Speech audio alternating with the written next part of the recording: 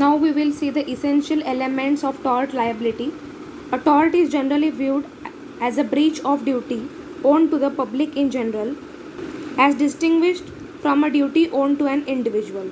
The legal concept of tort may be said to comprise of two facts, the act and the mind. The act represents the physical element and the mind represents the mental element. The action and the mind are both responsible for crime. In general, either intention or negligence is regarded as an essential element. Supreme Court has struck a new path by imposing absolute liability for harm caused by ultra-hazardous activities. Now the ultra-hazardous activities, in that the example is Bhoposhima, means Bhopal gas tragedy. In that the MC Mehta has given example of Reliance versus Fletcher.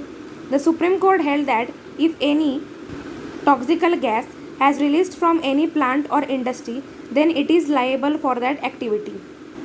In Charan Lal Sahu, some points as stated in MC Mehta were doubted. In that Bhopal case, PIL was filed. PIL has the power to move the Supreme Court. This was the first case from the law of torts. Second case is about the negligence. Negligence as a tort is a complex concept. When a person has not performed his duty, then it is called negligence or the breach of duty. Lord Wright said that negligence means more than needless or careless conduct. The component of duty itself implies that there is a person who owns the duty and there is another person to whom the duty is owed. The case is of Chandni Chowk, which is in Delhi. Supreme Court gave landmark judgment in this case. The clock tower is situated opposite the town hall in Chandni Chowk, Delhi. The clock tower collapsed and it resulted in number of persons death and they were killed. The clock tower belonged to and was controlled by the Municipal Corporation of Delhi. It was held that the corporation was under a duty to take care.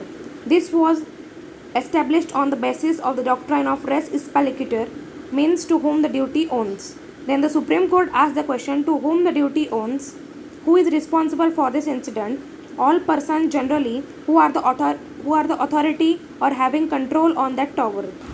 Under section 304 of IPC, the court gave judgment to them. Section 304 of IPC is causing death by negligence. Another case example is taken. The visitors got shocked while passing and it caused death of a visitor. The wire was not fixed properly. The defense was taken that the visitor was trespasser. The court held that though the occupier is not bound to take responsible care to protect trespassers, so in both cases we see that the public authority is found guilty of negligence. There is no deliberate intention of causing harm to the trespasser, but it has caused harm to person. So in many cases there is a need to take proper care towards duty.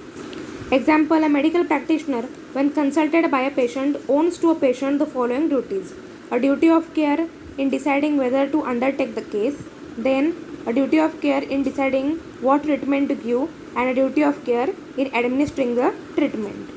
In common law, Supreme Court observed that every public authority has the duty to take care towards its profession duties, and if negligence is held, then compensation should be given to that person for contributory negligence who is liable.